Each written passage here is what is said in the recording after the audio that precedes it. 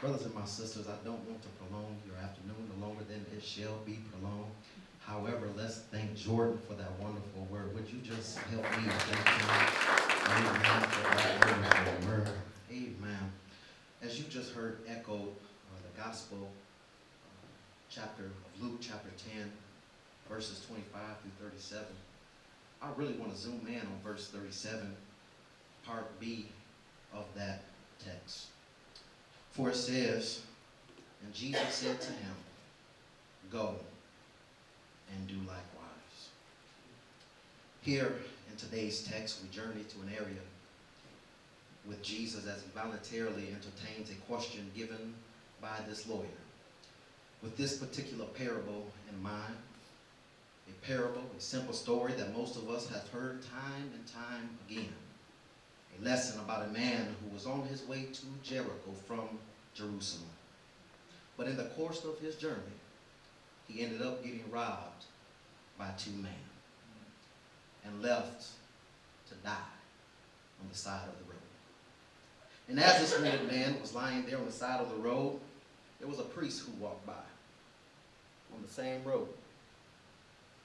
When he seen this man, he crossed over to the other side.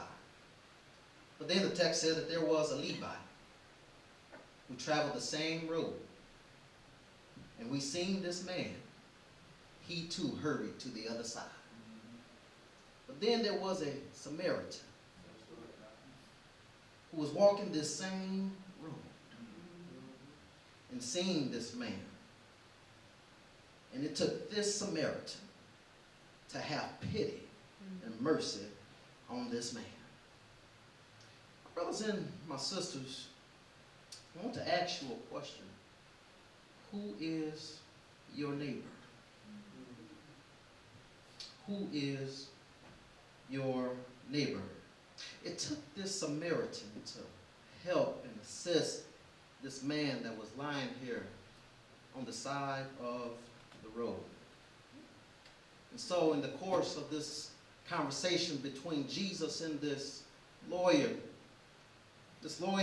asks, Jesus asked this lawyer of the church, which of these three that he had thought was a neighbor to this man who had fallen into the hands of the robbers. And the lawyer responded, the one who has shown him mercy. And Jesus responded, go and do likewise. Which is where I would like to zoom and hover around just for the few moments that I have. This lawyer, who was a person who kept the laws of the church, who was an expert in the law of Moses, he represented the church. And Jesus basically told him, go run and tell that. Go tell that to your posse, the Pharisees. This area that we travel to is an area that most of us would probably roll up our car windows, lock our car doors. As we travel to an area that is crime infested and poverty stricken, it's an area that most of us will avoid by all means necessary of going to, in, or through, but yet around. If I could really just paint this picture like I want to for my Detroit folks, it will be considered the 8 Mile. For my Chicagoans, it will be considered the South Side or the Inglewood area. For my Nashville folks, it will be considered the Joe Johnson area. But nevertheless, it was an area that was oppressed. It was an area that was not looked up to but down to. My brothers and my sisters, I had a problem with this because our churches today sits right smack dab in the midst of it all. Jesus here is having this conversation with this lawyer, and he raises this question. But my question to you today, is the church really fulfilling the charge that it was given to by Jesus himself right here in the text? Is the church really doing what Jesus has given this charge to in the text? Are we really going out and showing and expressing the love of Jesus to others? Expressing the love of Jesus to others regardless of who they are, where they've been in life, what they are. Are we doing that as so-called believers in Christ? Are we really holding up the second greatest commandment? Love our neighbor as we love ourselves. Besides, remember, how are we going to say that we love God, but yet we hate our fellow brother and sister that we see every day? Another question that I want to raise to you is, do you know who your neighbor is? I'm not talking about the neighbor that you stay next to or live next to. I mean, that's good that you know them, but who is your neighbor? The other day, when I was sitting in the airport, waiting for my flight to depart, sitting next to a family, mother, father, son, and daughter. This young girl, she asked her mother, she said, "Mom, may I watch my favorite TV show on my tablet?" The mother responded, "Yes, dear, yes, you may." So the mother prepared the TV show for her daughter and cued it for her and handed the daughter the tablet. The young girl, she got happy and turned the volume up a little bit. And then I noticed that her favorite TV show was that of mine too. This particular TV show was about a plain sweater, white canvas sneaker, and warm smile wearing man who sung a simple song by the name of Fred Rogers. Fred Rogers had become a PBS legend by this TV show, Mr. Rogers' Neighborhood. Although Fred Rogers has passed away, his work will live on because he did his best to be the kind of neighbor that every child, every human being will want as a neighbor. As a young man, I watched Mr. Rogers, and over the years, not much has changed with the show. It was the same house. It was the same trolley to take you to a world of make-believe, the same puppets, and the same opening song. And every episode, Mr. Rogers always asks the same question in his song: would you be my neighbor? And my brothers and my sisters, if I may this afternoon act as Mr. Rogers and take you on a ride in the trolley, but not to a world of make-believe, but to a world of reality. I want to take you to a world that is crying and yelling out to the church: would you be my neighbor? As you are aware, and if you're not aware, I urge you to pick up a newspaper. I don't care who newspaper it is, but I urge you to pick up one. If you're not aware of the current situations that's happening in our world today, 2014, our world has probably experienced some great trials and tribulations. We have had incidents and issues surrounding racial profiling, police brutality, immigration reform, and the list goes on and on from there. And all which hovers and surrounds and asks this question: would you be my neighbor? In the late 1960s, an increase in crime-heightened neighborhoods caused for a need for crime prevention initiative which focused specifically on residential areas involving local citizens. So therefore, in 1972, the National Sheriff's Association responded, creating a program that is one of the oldest and best known crime prevention concepts in North America today, that assists Americans in law enforcement. In the aftermath of September 11 terrorist attacks, strengthening security in communities has become more critical than ever. This program has responded to the challenges by expanding beyond their traditional crime prevention roles to help neighborhoods focus on disaster preparedness, emergency response, and terrorism awareness. The ideas for and benefits of this particular program are that there will be reductions in crimes, better quality of life, and a greater sense of security, responsibility, and personal control. This program that I speak of is known as the Neighborhood Watch Program. that many of us are probably familiar with. It is my belief that if the church really wants to fulfill this charge given here in the text by Jesus, it must act accordingly.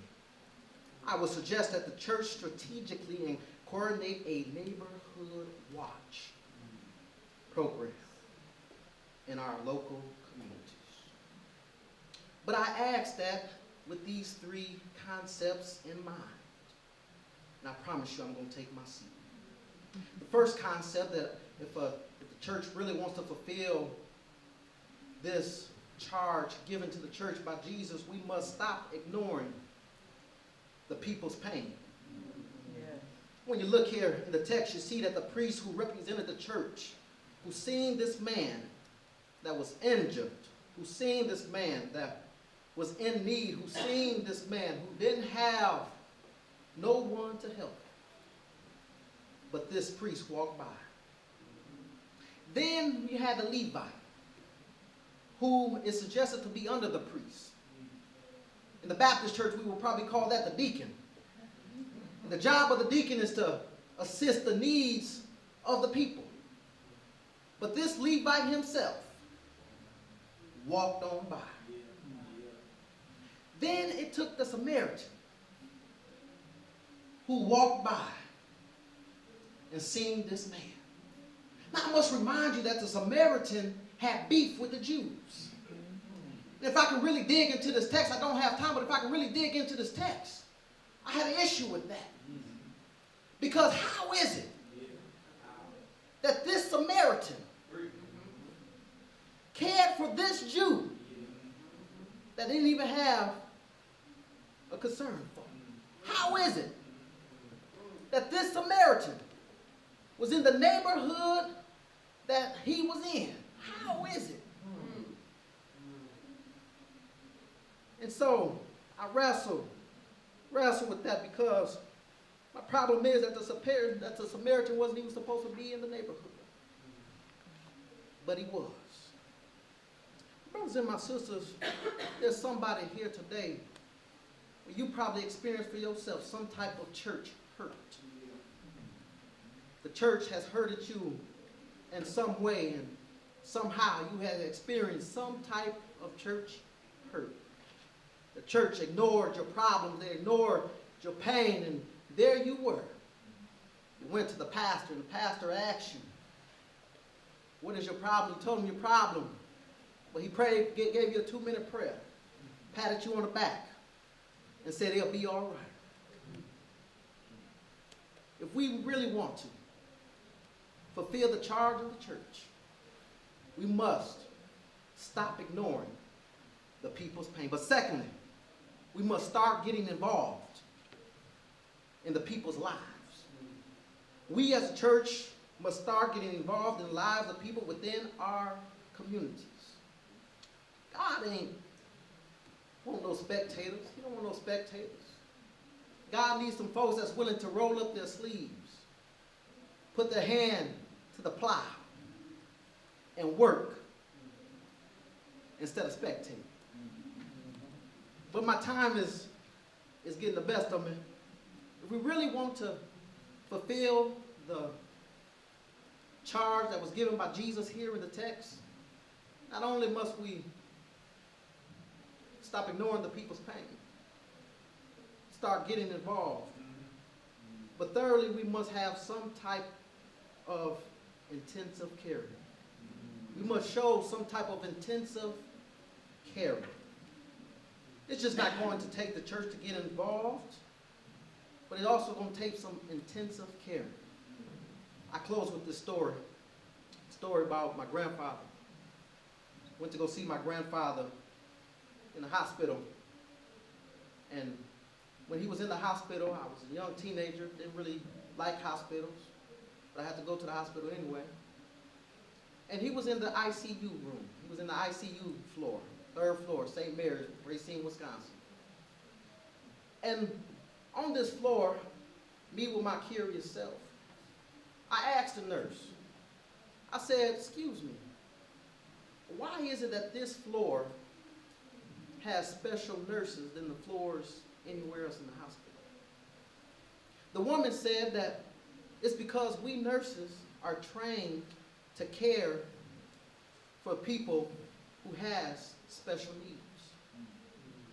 And I said that because the church, I believe that the church needs people to be trained in special areas to have and care for the needs of the people.